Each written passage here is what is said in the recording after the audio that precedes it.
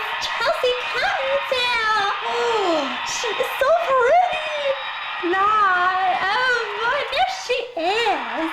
Wow, she is a very beautiful. She's the star and just achieving many other films and movies, such as so many other people here. Solar was a sunshine-bright group of fledgling singers, until Chelsea abandoned them, effectively destroying any chance of further success. I never abandoned Solar. I left because I wanted to do a solo album, solo. And I told them I would be back. And everyone freaked out. Honestly, I think they just used me as an excuse to do their own solo stuff. Because look, they all ended up doing solo stuff. OMG.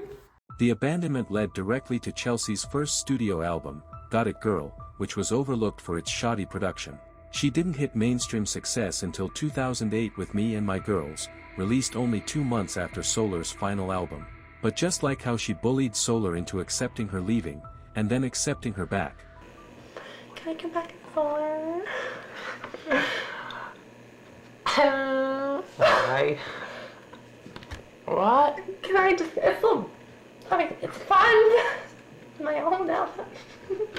Fine, just let me come back. You guys. Critics slammed her for singing about bullying and flaunting a bad girl image. Well, it kind of was, wasn't it?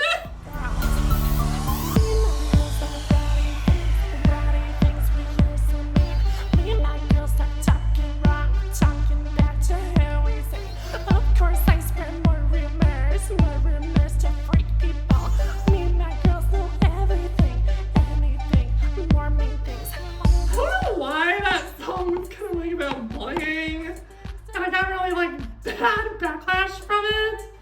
I just wanted to be like, yo, I'm not a kid anymore, even though I was. And I was trying to grow up, so I tossed around that idea of being like a bully. Not a bully, just being like popular. Not being popular is going badly. Not that being popular is bad. I mean, I know people were just like, she was too young and whatever, which I was. I don't know how to answer this question. It's a great song though, guys. Like, come on. It's one of my signatures.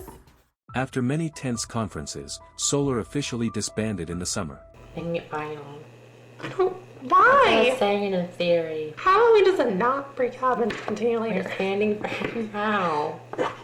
Chelsea, how were you not responsible for Solar's ending? I am not responsible for Solar's ending.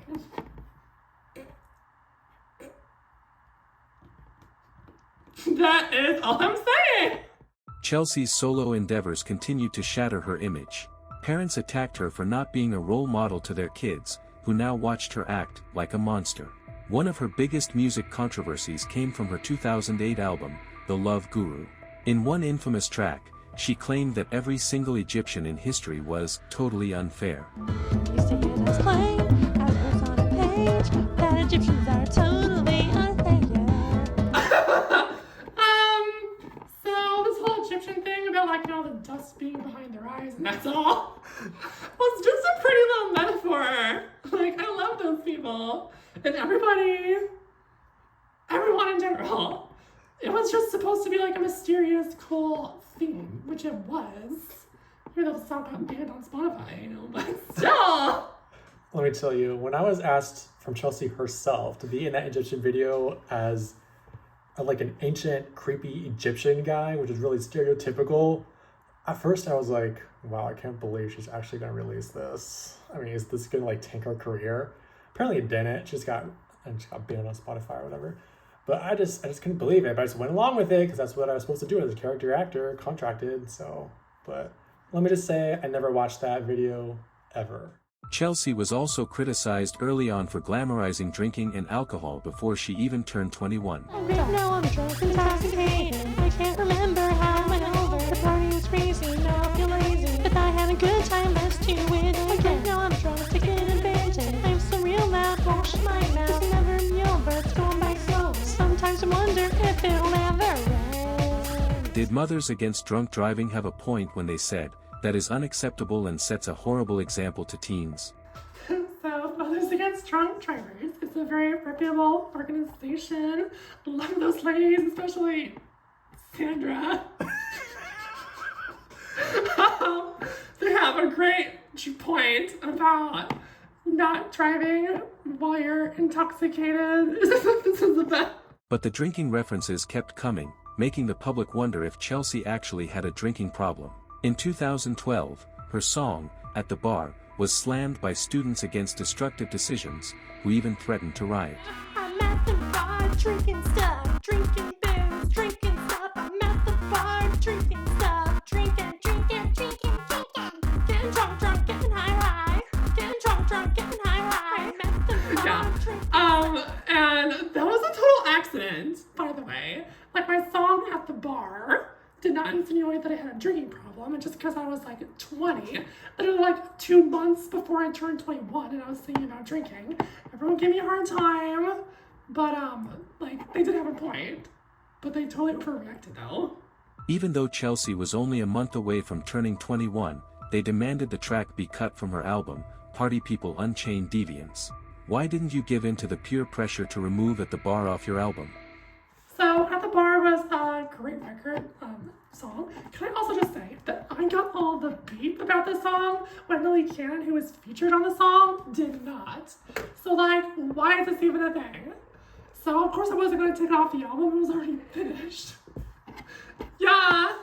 Chelsea's vocal ability was another sore spot. Cause I'm cool and you're foolish. I'm a wife, so catch me. Critics like Sal Cinquemani from Slant magazine openly questioned how she even had a music career, saying, Chelsea is seen as the ideal pop vocalist even though there is little vocal ability. Chelsea was also slammed for being a robot of Univision, accused of having no creative input in her projects. Who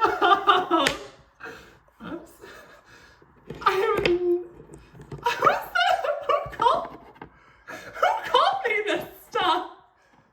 I'm a robot of Who said I was a robot of Univision? That was kind of true. Well, I was little. Like, they had to tell me what to do. Right? Ask Miranda Cosgrove or her homegirl Miley Cyrus. Like, adults guiding their careers. Like, this isn't new. Oh my god. Chelsea, explain why you rely on autotune so much. Well, I rely on autotune because I've overused my voice and it kind of like stinks now, so I can't hit certain notes, as you will find on my upcoming 15 studio album, Romanticized. And I need it. Even beneath all the criticism, Chelsea tried to ask for help. In 2018, she wrote Hear Me Out for her album Awake, a raw, emotional song, an instrumental snippet heard here exclusively for the first time.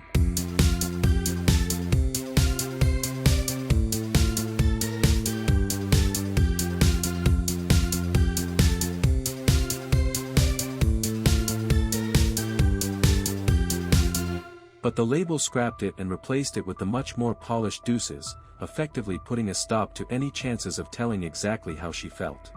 Chelsea, what exactly were you going to say in your scrapped Awake song, Hear Me Out? Was it a plea for help and that was why your label scrapped it? How do people know this is a scrap track?